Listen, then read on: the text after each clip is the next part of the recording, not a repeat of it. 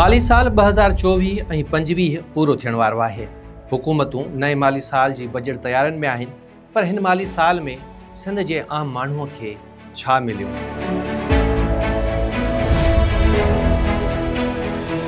छा महांगाई घटि थी? छा लखे मज़दूरनि खे मुक़ररु कयल घटि में घटि अजूरो मिलियो? छा बेरोज़गार नौजवाननि खे रोज़गार मिलियो?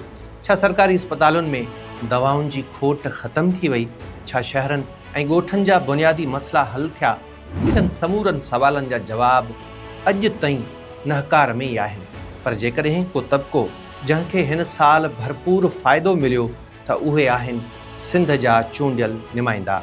जॾहिं आम माण्हू पंहिंजी आमदनी ऐं ख़र्च जे हिसाब किताब में पूरो हो, तॾहिं सिंध असेंबली मेंबरनि पंहिंजनि पघारुनि ऐं मरायतुनि में रिकॉर्ड वाध जी मंज़ूरी ॾिनी। जिन नुमाइंदनि जी माहवार पघार लॻभॻि 1,50,000 रुपया हुई, उहा वधी 4 लाख रुपयनि खां बि मथे पहुची वई, याने 190% जो वॾो इज़ाफ़ो। रुगो पघार ई न, house rent allowance, telephone allowance, office ख़र्च, यूटिलिटी अलाउंस, सफ़री ख़र्च, माइलेज अलाउंस, महिमान नवाज़ी जा ख़र्च, तिबी सहूलतूं ऐं ॿियनि केतिरनि ई मरायतुनि जा दर बि खोलिया विया।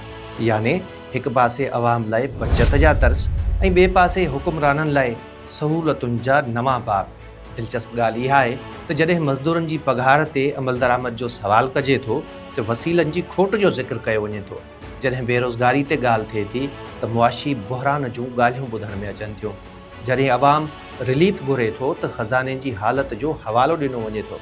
पर जॾहिं ॻाल्हि पंहिंजनि पघारुनि ऐं मरायतुनि जी अचे त पोइ न बहिरान यादि रहे थो, न ख़सारो, न महदूद वसीला।